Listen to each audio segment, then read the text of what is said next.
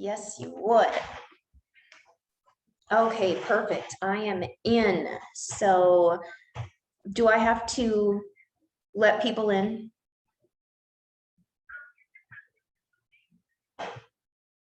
Okay. Gotcha. Okay. Sounds good. All right. Looks like I'm set.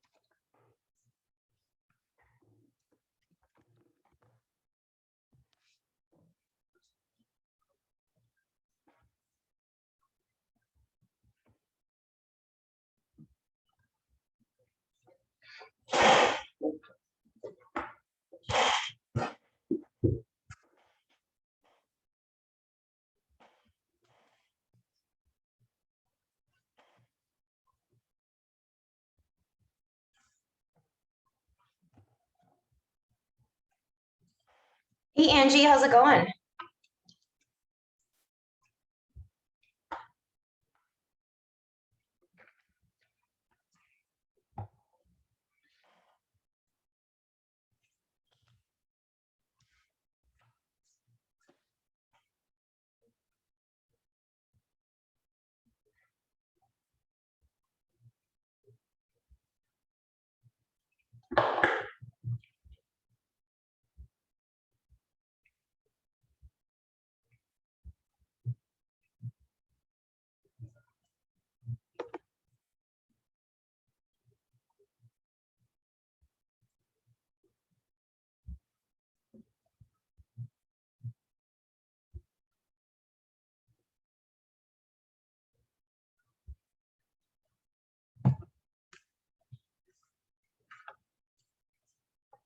Hey Sarah, my almost birthday twin. I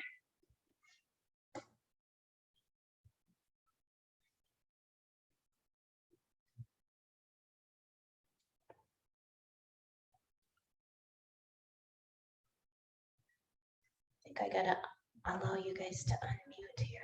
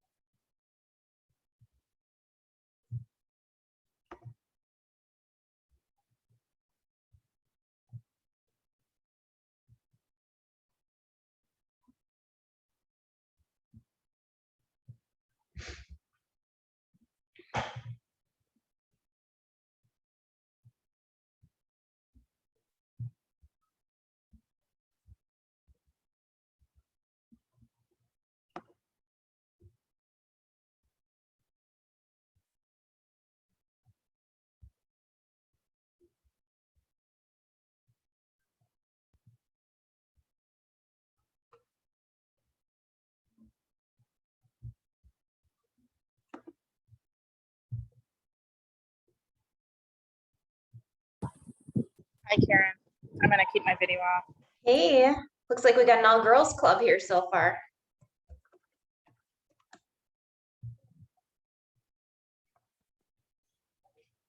Can everyone hear me okay?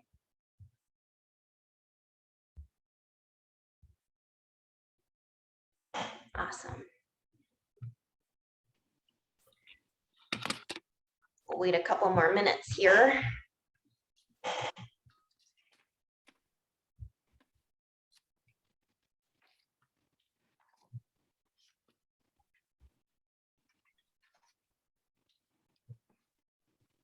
My second debut with my 80s office. So Aaron was talking about you like 2 nights ago. For some reason, he was laying in bed and looking at this Amazon, and he was looking at this light bulb, and it had like multi-colors on it, you know, like it was like a stained glass almost. But he was like, "Oh my gosh, you know who should get this? Aaron should get this." And he was like super excited about you and this light bulb. Anyways, I'll send it to you. Yeah, absolutely. I'd love to see it. He was like, "It'd be perfect in her office." I'm like, "How do you even know she's in her office?" He's like, "I don't know. I saw something." So anyways. Cool. Your ears. Yeah, I'm kind of excited. I'm gonna go to that, they have a junk bonanza. I think every fall down in Shakopee. I think it's at the horse track. And it's just a bunch of vendors that have like retro stuff. Yeah, awesome. It's just literally a bunch of junk. But I'm thinking maybe I can pick up some more sweet 80s decor. That's awesome. Yes. Kind of reliving my teenage years. All right, I like it. Me too.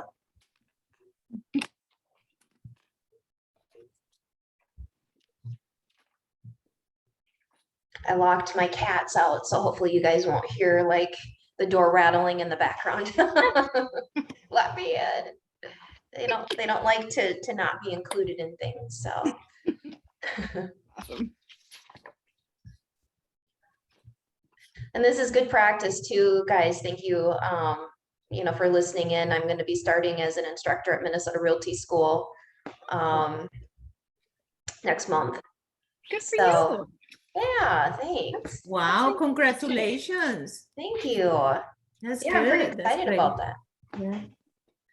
How was your birthday? It was good. It was really good. You know, it's one of those things where I love celebrating other people's birthdays, not necessarily my own. I don't know why. But it was good. I had a nice massage at the end of Oh, Oh, you pamper yourself. yes, I Nice. did. We need it. We do. Yeah. Nice and relaxing. If you guys haven't been, there's the Woodhouse Spa. There's 2 locations, one in Woodbury and one in Maple Grove. And it's a little bit on the pricier side, but you get that full spa effect. So they have you put on a robe and slippers, and they have a little fireside lounge that they have you sit and relax in before your massage starts. And they have some beverages and snacks and stuff, and so it's pretty nice. That's good. That's Yeah. really nice. We need that. We do. Yes, Self-care we is do. important. Yep. All right, I'm gonna wait about one more minute here, see if anyone else comes in. Otherwise, we shall get started. All girls. Really? Yeah, Yeah. it's like my neon sign. I don't know how well you can see it. It's girls, girls, girls, it says. Oh, yeah. Like my t-shirt says women belong where decisions are being made. Yeah. Awesome. Girl power. Okay, I will keep my eye on the participants here and see if there's anyone else that needs to get in. Otherwise, we will get started. And I'm hoping that you guys will be comfortable with me calling out on you and asking you guys some questions and getting your thoughts and feedback too. So I like to be able to kind of have it all participants instead of just talking at you. So I wanted to start out with just thinking about you know, having an opportunity to be able to sit down and meet with a seller who would consider, you know, working with us on a listing. What are some things that you guys, based on experience or not experience, you know, what are some things that sellers are looking for when they're interviewing agents? Knowledge Yes, knowledge about what? about the market. Not necessarily. I haven't seen that if you are like not famous, but if you sell a lot of houses in the neighborhood, I haven't seen that. I just saw one in Lake Elmo that I lose that listing. The guy wants somebody they know that Lake Elmo area, they have sold a lot of houses in that area. Okay, so having knowledge of the area. Of the area, yeah. I lost that listing. It was a big listing because he wanted somebody who, because he asked me how many houses have you sold here? And I just say one. That was the truth, so. Mhm. Did when you had told that person that you had sold one, was that someone that still ended up hiring you, or how did that turn out? No, he didn't hire me. Okay, and that Yeah. was maybe one of the reasons why was Yeah, because, Yeah, it was that his wife, she told me that, okay, and I understand. What if you don't have another option? right. Okay, so knowledge, and specifically knowledge about the neighborhood, Yeah. or the area. Okay, what else, you guys? What are some things that sellers are looking for?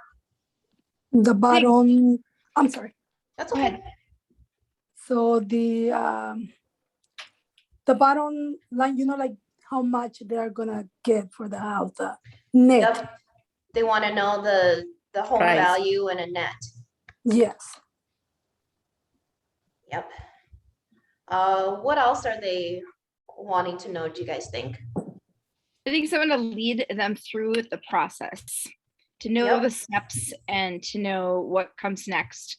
And to help them through this process, that even if they've sold houses before, to know kind of what's happening right now, and to lead them skillfully through this process. Yep, absolutely. What else? Commission. Commission. How much are you going to charge me? Got it. All right. What else? We've got knowledge of the area, your home value and the net, leading you through the process. Are you able to do that? What's the commission? Anything else? I don't know if you're supposed to say commitment. Yeah. What are you gonna do for me? I mean, what are you going? How are you gonna sell? Yeah, how are you going to market? Yep, that makes sense. Karen, will you will you let me in again? Sorry, I'm on my computer now. Yep, that's okay. Just notice it. That's okay. And then I was gonna say like marketing, what are you gonna do as far as marketing? Marketing. Recording in progress. So I'm hoping that you guys are writing this down because these are things that we should think about and know ahead of time before we even go to the appointment. You know, what are some of the things that are going to be expected of us? Knowledge of the area, their home value and what their net will be.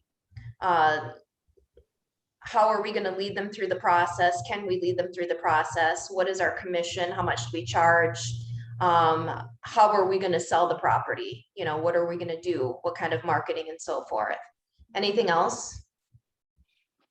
I think people are also looking for somebody they feel like they can connect with, who has their best interest in mind, but also like just even like clicking personality wise, that they're feeling like they're being heard, that you're going to personalize it to them. You know what I mean? That just like presence of, you know, I see you, I hear you, you know what I mean? I'm going to respond to you. I'm a professional, but also just someone they're going to connect with. That was Yep. a few things, but yeah. No, that makes total sense. So then in turn, for those of you that have lost out to another agent on getting a listing, have any of you asked the sellers why they didn't choose you? Yeah, I already told you why they didn't choose me Okay, in yep. that one. That was the only one that I have lost. Thank God. Okay, anyone else have anything you want to share in terms of you lost a listing, why they didn't choose you?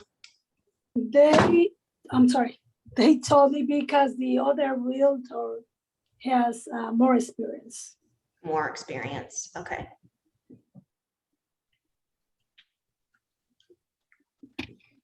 Anyone else? I had one that I lost when I was with my previous broker, and the seller said it was because the other agent's brokerage had over 500 agents and mine only had 20. Huh? That was it. Interesting.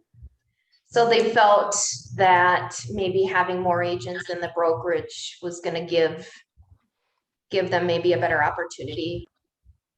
Yeah, he said they just felt that. Oh, and the other agent had a pamphlet, like a 3-fold pamphlet.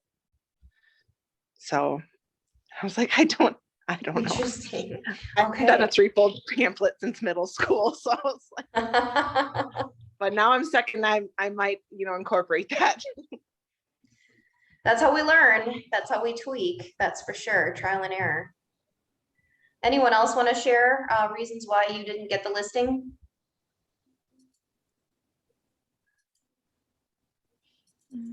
I've had knowledge of the area. I've had people say, they wanted an area expert. I've had someone say that the other agent provided a lesser commission charge. Have any of you guys heard that? The other agent charge less. Oh, yeah. Yes, That I've too. heard that Yeah, one. yeah. Yep, absolutely. And it was funny because they first were like, yep, okay, bring back your paperwork tomorrow, we're signing. And then 2 seconds or like that afternoon was, well, the next person came in less and that's what they were looking for. And I'm like, okay. All right. I had Well, the when you- exact same. Same, yeah. Well, when you add it all up together, I mean, the fact of the matter is, what do sellers really want to see? They want to make sure that we can effectively sell their home, right? And do so, I would assume, in the easiest and quickest amount of time with the most money in their pocket, right? Yep. Because all of these different reasons are reasons that sort of lead to that same result. So one of the things that I would suggest as, you're preparing to go into a listing appointment is to take this list that we just made together and address each one of these before you meet with that seller. And think about what can I do to make sure that I'm showing them that I do have knowledge of the area. Even if you aren't, and let me back it up. As agents, do you guys really think there's such thing as an area expert? It's difficult. It's difficult to be an expert in every area. Because define expert. And how does that really, how does that really allow an agent to be a better agent? Simply because either they live in the neighborhood or they grew up in the neighborhood. Is that really going to make them a better agent?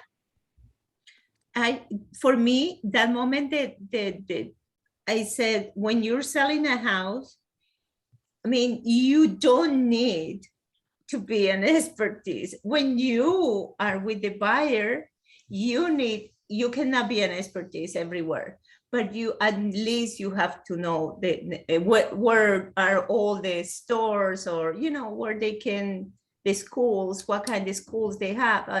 But when you're selling, I mean, when you start doing the listings, you search for all those things and you know it. So for me, it's not that important for me. I also think that as we make a list of all of these things, I'm a strong believer in the fact that if there's a way that we can show them that we do have knowledge of the area, they won't question it. If we can show them how we're going to lead them through the process, they're not going to question it. If we can show them all the things that we're going to do to effectively sell their house, most of the time they're not going to question the commission when they see the value there. For agents that don't have as much experience, if you can show them that you have a lot of knowledge and know what you're doing and have a clear plan, oftentimes they won't question your experience. So moving forward as we go through the class, I mean, we're all going to lose listings. It just happens.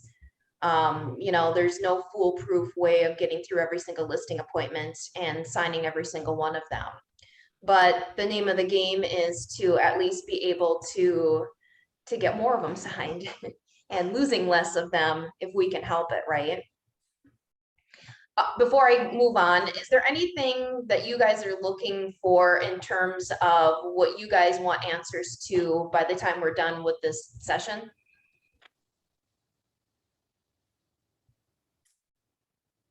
I would say just ways to counteract the things that we've already been hearing, what you've lost, the reasons why. Objections. Yeah, thank you. No problem. Anyone else? I'm looking for how you do it.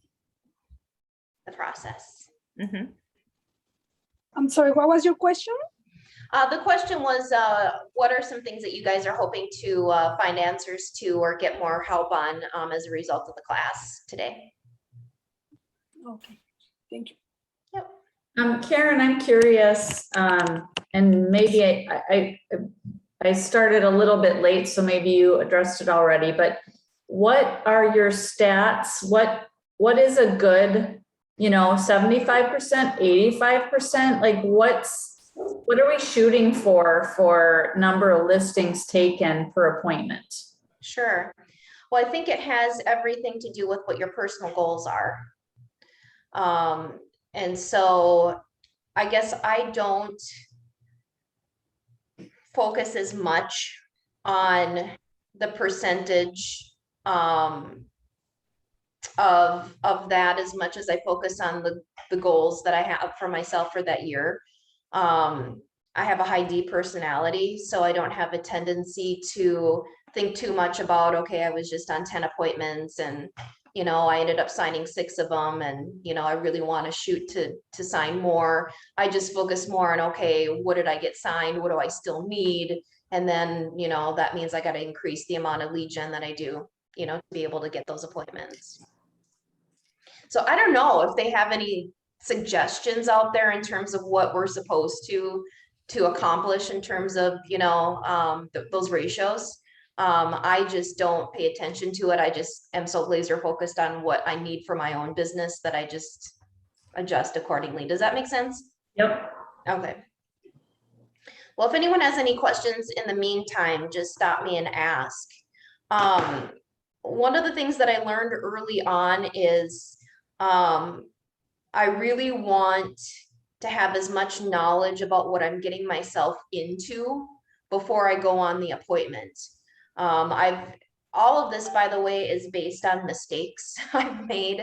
Oh my gosh. I cannot tell you, I probably looked like a freaking idiot the first few years I was in real estate because I had no training. I was at a brokerage that didn't provide any coaching, nothing. And so I just kind of had to figure it out as I went along and then just make adjustments. And so I probably walked in looking like an idiot, you know, knowing nothing about the house, knowing nothing about the people, knowing nothing about the situation. So first and foremost is I want to be able to impress them and show them that I know something about their house. So I have, and I'm going to share this with you right now. Some of you that used to coach with me may have seen this. So this is a pre-listing appointment seller questionnaire. Can you guys all see that? Mhm. Okay. So I fill out as much information as I possibly can, either based on a previous MLS listing or I'll look up the property information on RPR. And just a quick, can you guys see my North Star MLS page? Or still the, okay, let me No. new share. There we go. North Star MLS. You guys can see that, right? Yep. Okay, so if you go under tools and go to RPR.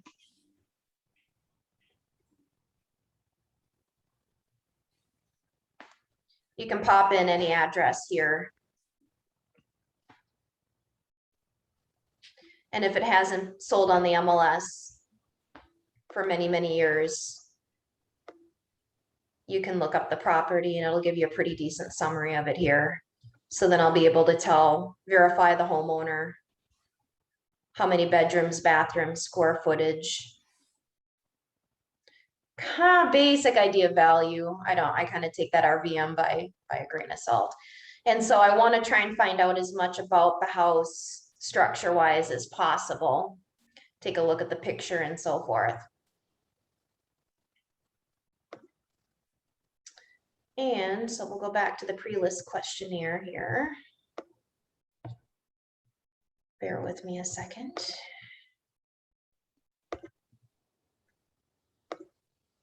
So I go through this questionnaire. I want to be able to get as much information about the property as possible because I want them to know I am an expert.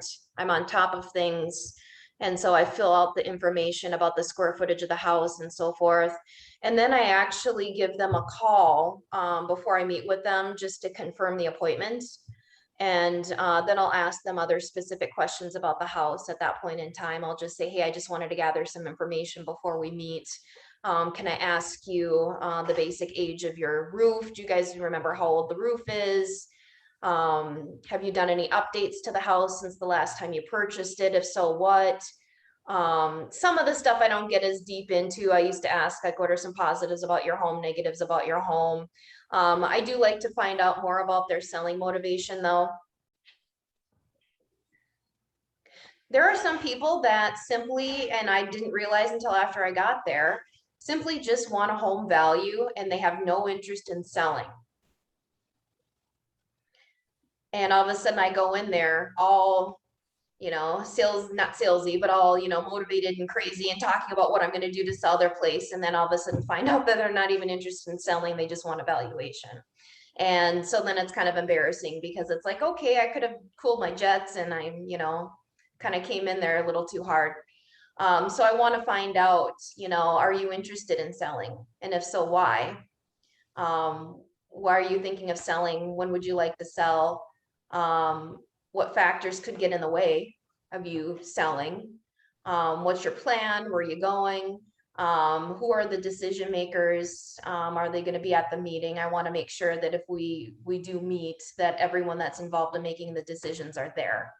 I've had where I've met with one spouse and the other spouse wasn't there, and the other spouse had some different ideas about what they wanted to do. It's just nice to have them all there. I do ask them about the mortgage balance on their home. Do you have a price in mind in terms of what you think the home is worth?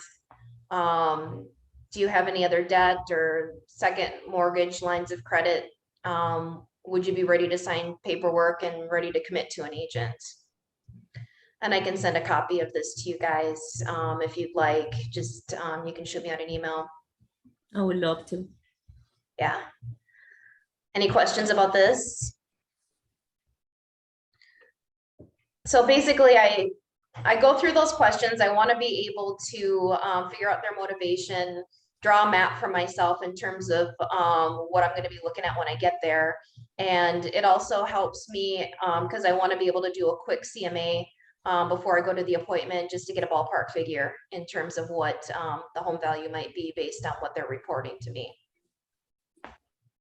Karen, you asked those questions on the phone before you I go do, to the yeah, appointment? because then I want to be able to confirm the appointment, and then when I'm confirming it, I'll just say, hey, do you have an extra minute or two so I can quick ask you a couple questions as I'm getting prepared. Okay. And then the other thing that I'm doing is I'm also taking a look at the area. So, you know, as we talked about earlier, you know, we're all pretty diverse when it comes to the areas that we work. If you actually look, which I've done, at some of the area experts in some of the areas that I do a lot of my real estate business in, the area experts, as I say in quotes, are probably actually only doing about a quarter of their business in those areas. It just happens to be that they're focusing their marketing efforts and maybe have a bus bench and billboards or whatever in those areas. But when you actually look at their stats and see what they've sold, they're not selling all of their properties and working with buyers, you know, on all of those properties in those areas. It's probably no different than the rest of us. So it's kind of funny because I had at one point really focused on one of the St. Anthony's, Colleen, not St. Anthony Park, but St. Anthony Village. And there are a couple agents there that specialize in St. Anthony. But if you actually look at their sales, I've probably sold the same amount that they have. It's just that they focus their marketing efforts a little bit more in those areas than I do. So don't let that intimidate you, because that means that most agents don't know the area much more than you probably could find out online. So I want to be able to show them that not only do I know a lot about their property now because I've done my research, but I'm also going to do some research on the area. I'll find out different statistics in terms of what's been selling. Sometimes I'll even get to the point where I'll look at the homeowners' names. And I'll say, well, I see that, you know, the Johnsons down the street sold last year, and this is what they sold for. And when I see it that way, instead of, you know, I see that 3045 Main Street sold last year, I'll say the Johnson's house, because if it's homeowners that have been living in the neighborhood for a long time, that's oftentimes how they identify it as, you know, that was, you know, Mary and John's house. And so that, when I frame it that way, it makes them feel like I know the area a little bit more as someone's house and as their neighbors, rather than, you know, as a property. Does that make sense? Yep. So I want to be very familiar with what's been selling in the neighborhood, and to be able to talk with them about that. I also want to make sure that I'm familiar with, you know, some of the, you know, surroundings, the businesses in the area, the school district and so forth, again, because I want to just make them comfortable and make them know that I've, you know, at least done my research and know. That's helped a lot in me not hearing that objection, you know, that, oh, we hired the area expert. If I can show them right off the bat that I know their area, they won't ever question that. questions, comments about that? One of the other things that I do, and I'm going to share this with you as well. I used to give this to, I used to give this to the sellers when I first came into the house. Now I actually just end up asking this question, these questions on the phone as well when I'm doing my pre-list questionnaire. So this is an opportunity for you to get all the answers and to pretty much figure out exactly what you need to do to win the listing ahead of time. I asked them what are the 3 most important things they'd like to accomplish at our meeting. Or maybe not the 3, but what are some things that you want to make sure we accomplish at the meeting? And what are some concerns that you have about selling your home? This is like getting the answers to the test questions ahead of time.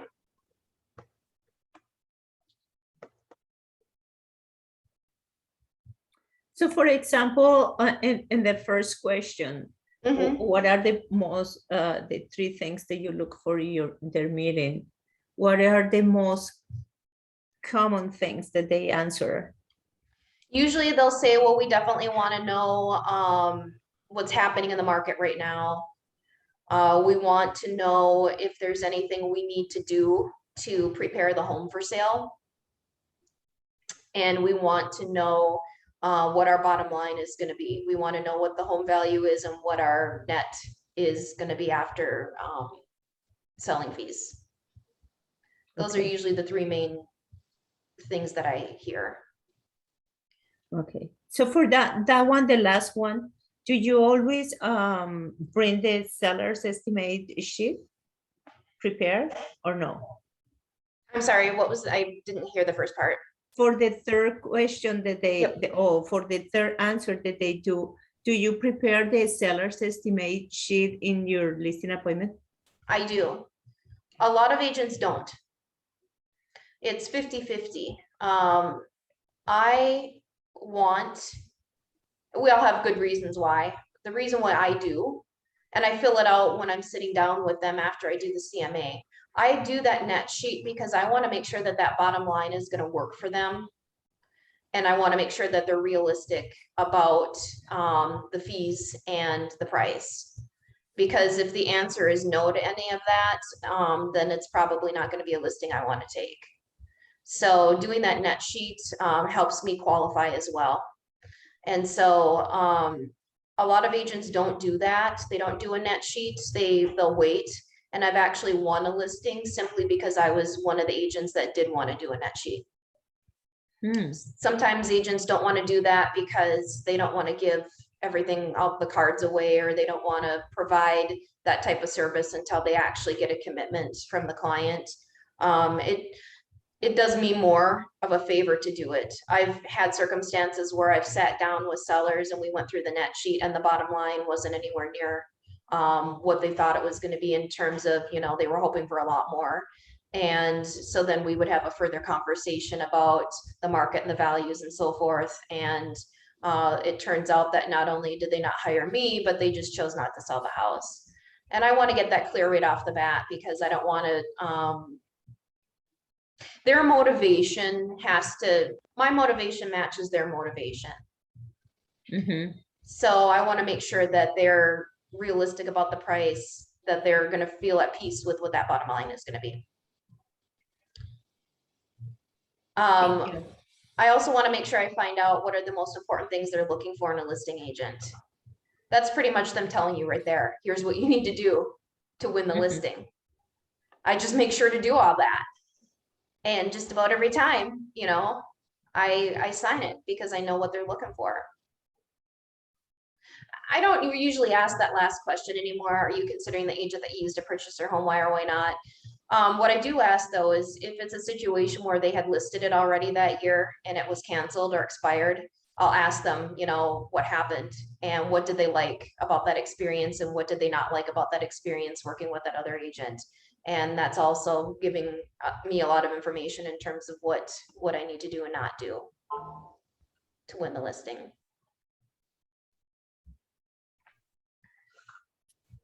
So it's a lot of prep. It's a lot of prep going in. I do not suggest going in and winging it. So then once I actually get to the appointment, I want to be very clear, especially to the newer agents, even though they call it a listing presentation, it is not a listing presentation. I prefer to call it a listing appointment. A listing presentation makes it sound like you're going in there and you're presenting something and you're showing them how cool you are and showing them all this stuff. And really, that's not what it's about.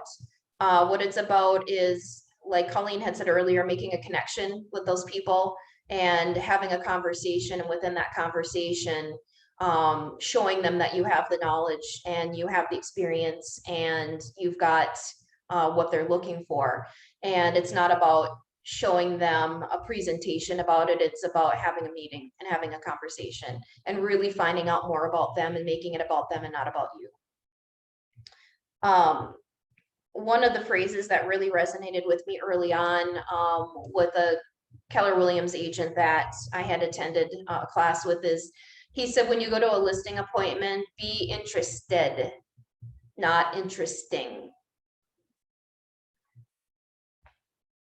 And I think that's a big mistake that a lot of agents make, especially newer agents, is you go in and feel like you've got to put on a presentation. And that is, again, not what it's about. So when I get to the appointment, I do like to take a tour of the house right away, because I feel like the whole conversation is going to be about the house, right? And how am I supposed to be able to give my thoughts and opinions and things without at least getting a quick tour? It used to be that I said, you know, hey, I'd like to just take a quick tour on my own, if it's okay with you guys. But now I've kind of gone back to having them walk me through, because they feel really proud and they like to be able to talk about different things that they're showing off. And then that allows me an opportunity to find things that I have in common with them as we're talking, and to be able to compliment them on things about the house and make them feel good. That's another thing. Think about this and write this down, actually, is people like people that make them feel good. And I know I have been hired at times when maybe I wasn't necessarily the most experienced for the job, but people hired me because I made them feel really good. And they want to be able to work with someone that they like and trust. So I want to be able to have that connection as they show me around the house. And then I cut to the chase and I sit down with them at the table and I go through a CMA. And I could do a whole separate class on the CMA, but I do the CMA with them. And that is that's a big, big important part of my listing appointment, is I do a CMA with them. I talk with them about the process of what a CMA is. I talk with them as if I'm teaching a class on how to do a CMA.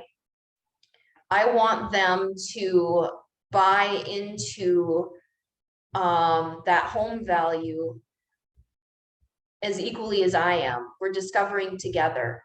I'm not going to go to them and say, here's what we need to list it for. They're going to discover that with me. So together we look at comps. So I'll say to them, okay, let's take a look here. Your house is 3-bedroom, right? Yep. Okay. It's 1 bath, right? Yep. It's a 1-car garage. Looks like, you know, the county has you guys at, you know, 1,700 square feet. Okay. Sounds good. Does that all sound right? Okay, cool. And then I explain the process. I say, okay, so what we're going to do is we're going to work like an appraiser does. An appraiser, when they find the valuation of a house, they look at homes that have sold recently that are very similar to yours. So your house is a 1-story. We definitely don't want to look at sales in your area that are 2 stories, right? That's right. And I'll even say, why is that? Well, because a 2-story is bigger, it's a different layout, it's not comparing apples to apples exactly. So I want them to live through that process with me as we're going through comps. So then I'll say, okay, we're going to look at this neighborhood. We probably don't want to look in that neighborhood. You know, why do you think that is? And the seller will say, well, because that neighborhood, the homes aren't as nice. It's a different type of construction, blah, blah. Exactly. So here's what we want to do. Let's focus just on this neighborhood here. And so I go through that whole process with them. I pull up the comps, we go through each comp, and then we talk about how does this compare to your house?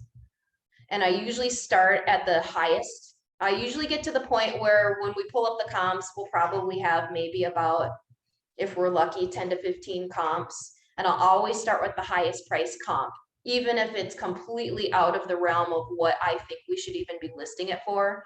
You know, if it's a comp that's twice the square footage and it's sold for twice the amount, I'll still start with that and say, okay, this one here sold for 500,000, but look at, you know, yours is 1,700, this one's 3,000. And can you see why this is worth more? Plus, look at this, the whole kitchen's been gutted and blah, blah. So I start at the very top and work my way further down to the less expensive ones. Or sometimes I'll even stop in the middle and then I'll go to the cheapest one and work my way towards the center. So we can then also talk about why their house isn't as cheap as what the cheapest one that sold was. And so together we come to an agreement of what we think is going to be an appropriate value. And that's how we determine the listing price. Any questions about that? How many of you guys sit down and actually do a CMA with the client? I have. Do you find that to be helpful? Yeah, I always bring my computer and I show them. I have the comps ready and I show them the pictures and the area and everything with them. But I have the CMA ready. I never thought to do it. That is a great idea too. Yep. Yeah, I just feel that when we come together to that price, there's never a moment where they say, okay, you know, we could have listed it for more, or you told me to list it at this and it didn't sell for that. You know, it's a group effort. They've got that, you know, responsibility on them as much as I do. Yeah. So then I do the net sheet. I run the net sheet. I explain to them all the fees. And then when we look at the bottom line, I'll ask them, how do you feel about that? Is that more than what you thought? Is it less than what you thought? Let's talk about the price situation. I want to know exactly where they stand when it comes to that. If we're in a market where we think that maybe it won't sell for full price, you know, what's the lowest you're willing to take and why? And then I talk with them about step by step, to the detail, exactly what I'm going to do to get the house sold. From the moment we sign the papers, here are all the steps. And so I explain the process. I have a very specific process.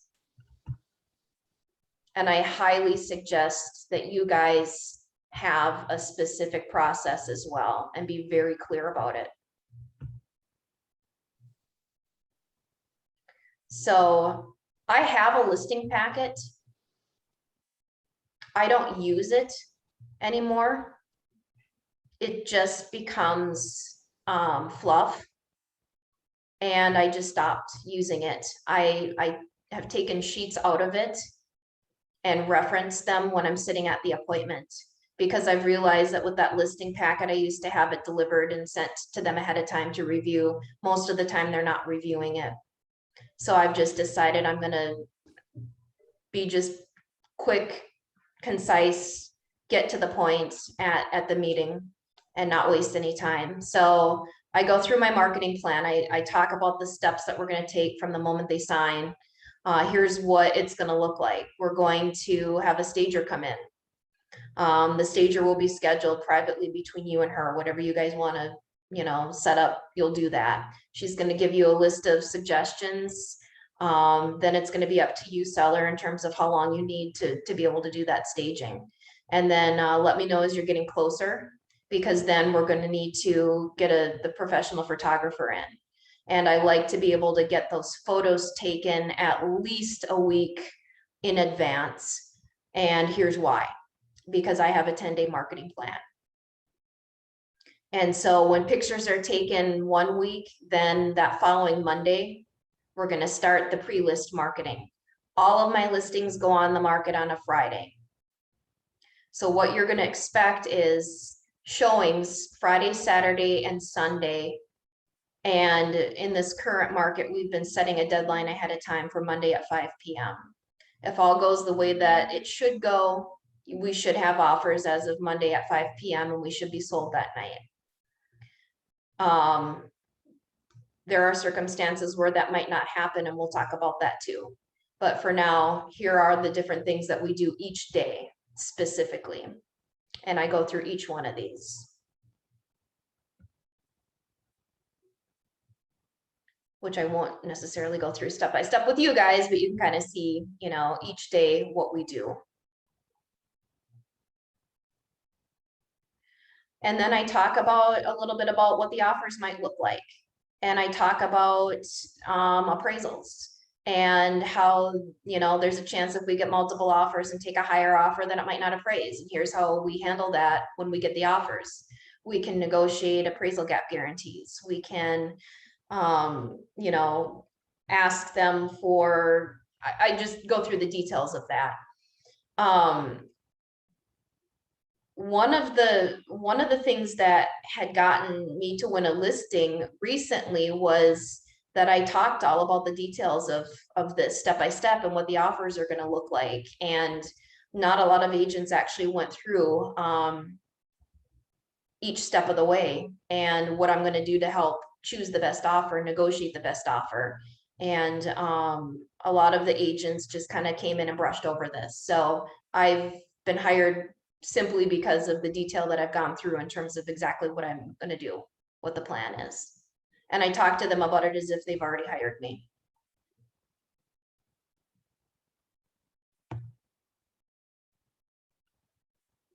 Karen, do you mind to share that list? Yeah. Thank you. Absolutely. So how do you ask them if they're going to hire you? So then I'll just say, do you have any questions or concerns about that? No, not at all. Okay, cool. So you guys ready just to go through the paperwork then? And 50% of the time they say no. We want to think about it, and that's fine. For me, I'm not the type of agent that will create that pressure. I know that maybe that has caused me to lose listings in the past because I didn't pressure them to sign right off the bat. I don't know. But it's just not something I feel comfortable doing. Yeah. Shane from the Odd Couple team, who I absolutely adore and I look up to, he freaking has, I think he's pulled out a blanket and a pillow and has actually camped out in someone's living room as they said they need to think about it. He's like, okay, I'll just sit here and go in the other room and wait, just get back to me when you're done. Or I'll go out in my car for a few minutes and I'll come back in. Which is awesome. I mean, it works for him. It I makes me wish I nervous. can do that. I wish I can do that. I can't. It works for him. For me, I don't know if Yeah. I could get that to work for me, but it does for him. So Personalities. yeah. So you have to have a plan first and foremost. And then you have to be able to show them through conversation, you know, illustrate to them. Oh, commission. Commission. So- I was going to ask you about that. Yes. So one of the things I did learn from Shane, which I love, is, you know, if they say, are you willing to negotiate on the commission? And I've just learned from Shane to say, no, I'm not. That's it. The second I started getting confident about that, it actually helped my listings. People are amazed that you stand firmly and believe in your, you know, your integrity as an agent for your commission. So yeah. Exactly. Yeah, I thought for sure I'd get pushback after I finally just decided I'm just gonna flat out say no. No one ever says anything back. They're like, okay, where do I need to sign? So I'm like, oh, sweet. Do you explain the commission? Yeah, when I go through the net sheet, what I do on the net sheet, I should show you guys. I don't like that the net sheet just have the 6% and that's it. Okay, not the 6%, but just one price. I am gonna send you guys, I tweaked the net sheet. Oh, So I will show you what I have on my net sheet. Bear with me a second here as I find that, because I didn't pull that one up. And ready to go. Okay. Net sheet, here we go. So on my net sheet,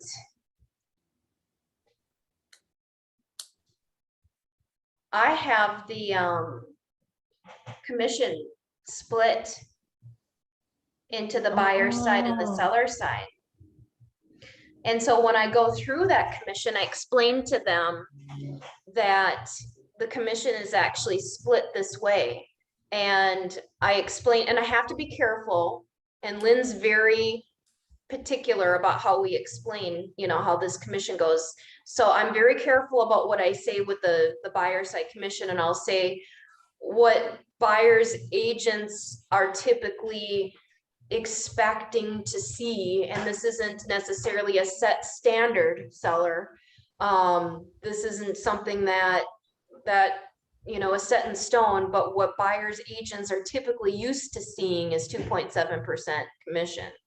And so this is something that even seller, if you were doing a for sale by owner, would pose as a challenge if you're not willing to work with a buyer's agent, because you know the buyers really know that most of the time the listing agent or the seller is going to be paying their commission. And so if you're doing a for sale by owner, you're probably going to still need to want to pay a buyer's agent a commission in order to get a qualified buyer in. So we actually only get paid seller, the 3.3%. We've got to share that.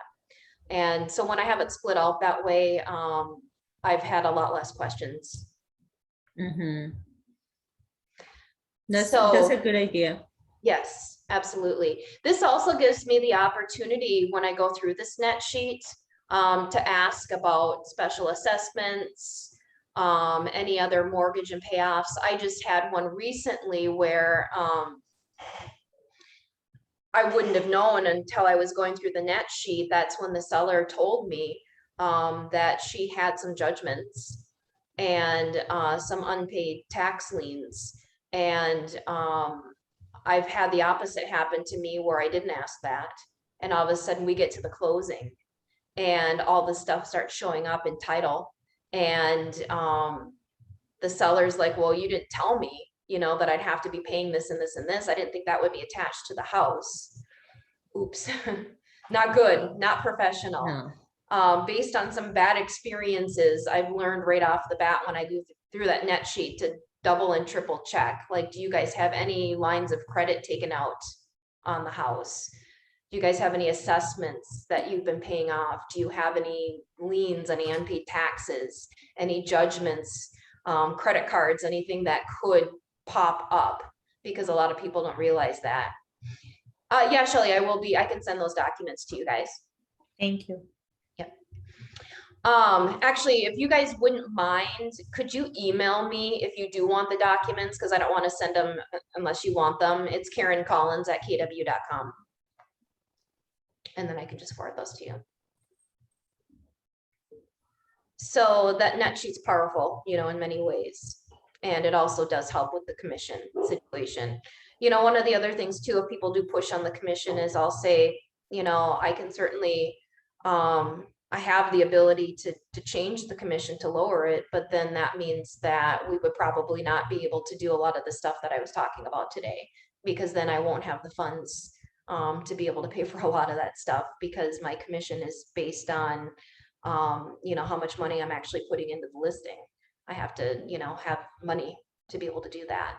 So, we can certainly do a lesser commission, but then I won't be able to use a professional photographer, or I won't be able to include the staging, or, I won't be able to do a lot of that marketing because I have to, pay to have a lot of that done. And usually that'll change people's minds too, when it comes to that. And I do change my commission sometimes. I've had one recently where I was up against, God, I felt really good about this one. I was up against 3 really big dogs, big agents.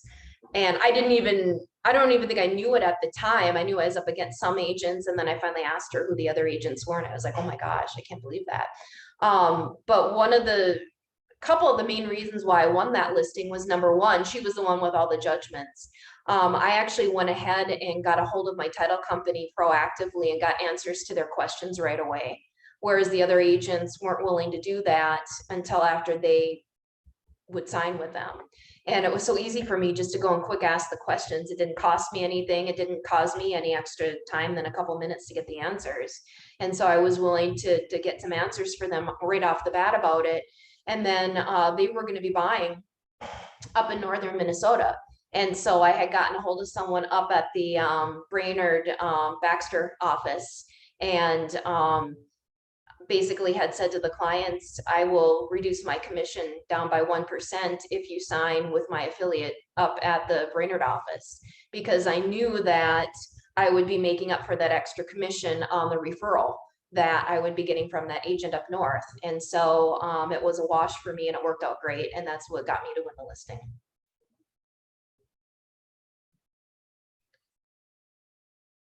Which makes me curious, by the way, have you guys, do you guys have any cool stories about how you won the listing?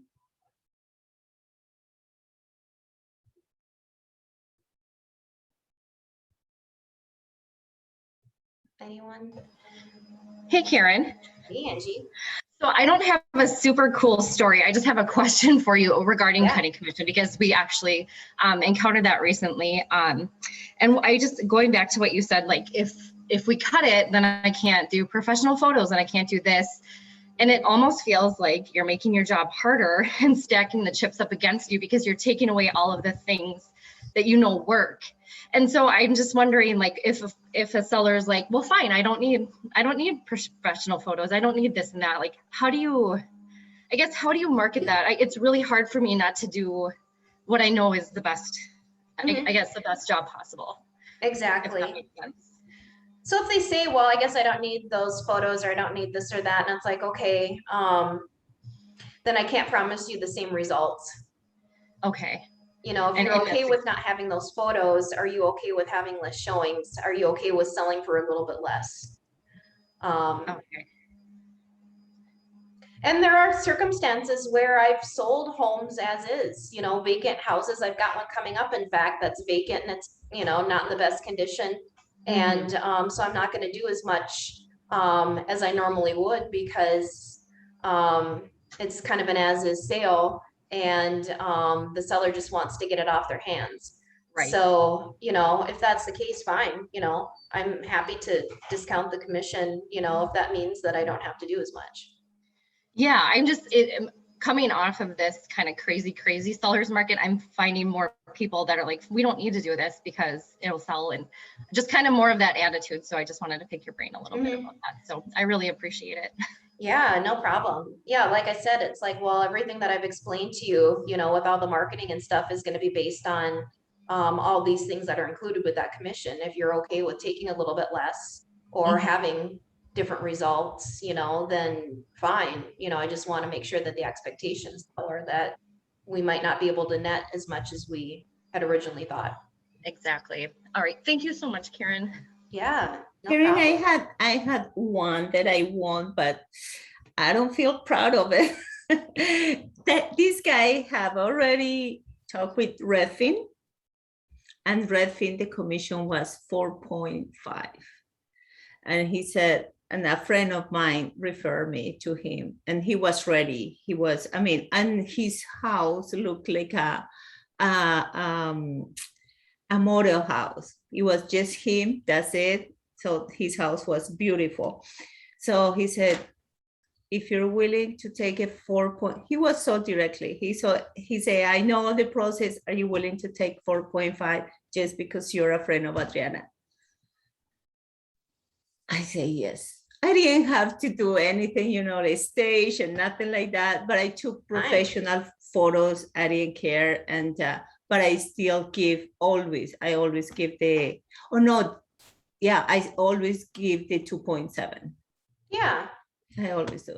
don't, you No, know I what, took you guys, it. I it's took our it, and it was business. such an easy deal, but that was the lowest commission that I ever take. I also think that that was a business decision. You know Yeah, what I mean? And I mean, I've taken some lower commissions when I got started, just because frankly, I was so hungry for the business. I felt like I Yep. just wanted to start the ball rolling and start doing Yeah. these, you know? And so, yes, you know, and now my commission has come back up, but you know, I think sometimes it's a business decision that you Yeah. make. Yeah. So, Uh-huh. absolutely. I'll admit all day long, you know, if someone, depending on the time, you know, if I really needed some business and someone had said, hey, the other agent I met with said that they were gonna reduce it down to whatever, if it's an amount that I'm not completely gonna be, you know, practically paying, you know, my own money to be able to sell it, you know, I might be willing to do that depending on the situation. It's, yeah, it's a total personal business decision. And when I was new in the business, in exchange for a little bit less of a commission, you'll probably get a less experienced agent. You get what you pay for. So that's all Mhm. right. We are about the 2 o'clock time, but what else? Is there any, I know I only hit like a couple of these objections. Are there any other objections that you guys are curious, like how I? What are you Yeah. doing to take listings? So my entire business is focused on listings now. The only buyers I take are personal, very personal referrals. Otherwise, the listings are a combination of, I have a full-time inside sales associate. His name is Louis, and he works in the Philippines. And he has been with me for almost 3 years, and he is phenomenal. And so he will do cold calling for me, circling around the listings that we have on the market. So through conversations that he has with cold calling and letting people know about the listings that have either come on the market or sold, he gets into some really good conversations. A lot of the leads that he gets are maybe a year out, and he is outstanding with staying on it and staying in contact with these people and creating relationships with them. And so a lot of what he finds will be able to turn into business probably next year. And so anything that we've been getting this year are ones that he's created relationships with last year. So a lot of it is working on circle prospecting. I also have a pretty robust database. I've been in the business for 15 years now. And so I have a lot of friends and colleagues and former clients that I market to, that I talk to on a regular basis. And so I'd say about 75% of my business is either repeat business or referrals from my database. So Louis is the virtual assistant that Keller Williams has? Yeah, he's so I hired him. There's a company called My Out Desk, MOD, My Out Desk. And so this particular company is in the Philippines and was recommended to me by some other Keller Williams agents out there that work with them. And so the nice part about My Out Desk is that they take care of all of the normal payroll fees and things, taxes and things like that, that we would normally have to pay if we had employees here in the States. And so I pay Louis, or I pay My Out Desk about $2,000 a month. And so then out of that comes Louis' pay. And because of the money exchange between here and the Philippines, he's able to make a really good living and still make it affordable for me as well. And so I also pay him a 10% bonus based on my net on transactions that I closed that were that started from relationships that he had created. That's So then nice. that gives him additional It's motivation. worth it. He's It's well worth it. Yeah, I've closed this year. I think I've had 8 of my closings have been from Louis, and we've got a couple more on the docket yet this year from him. So But he doesn't do any paperwork. no, I've got It's Shannon that does marketing. that. Marketing? He does marketing for you? Nope, he doesn't do any marketing. He simply 8 hours a day calls for me. Oh, wow. That's Yep. pretty good. He's a machine. But he loves it. He's really good at it. So I'm really blessed to have him. But the database is very powerful. Once you get that built up, that becomes a huge part of your business. Okay. Thank you for sharing all this. Yeah. Any other questions or any other objections that you guys were thinking you wanted some help with or anything I can do? What else? I hope this was helpful. The hour goes It by really is. fast. Oh my God, yeah, it's really good, really good. Thank you. Well, if you I guys ever love need I anything, love that you don't do listing presentation. I come from Coldwell Banker, and in Coldwell Banker it was just listing presentation. I never did it because for me it was boring having somebody, you know, just in this and this and this and this. I always just talk. yes. Well, don't overthink it. That's the big thing too. Don't overthink it. Mhm. You know, you simply just want to go in there and touch on all the things on our list. And don't overthink it. Just get in there, do your thing and ask them to sign. So, Thank you, Karen. Thank you all so right. much. Yeah, have a good day, guys. And congratulations in your new training, or yeah, you're gonna be the Yeah. coach training, right? Yeah, new instructor. New instructor. Wow, that's Yeah. big. Yeah, pretty Good. cool. All Thank you, right. Karen. Yep, Thank you thanks, so much. guys. Yep, take care. Thank you. Bye, Yep, guys. thanks. Thank you. Thank you.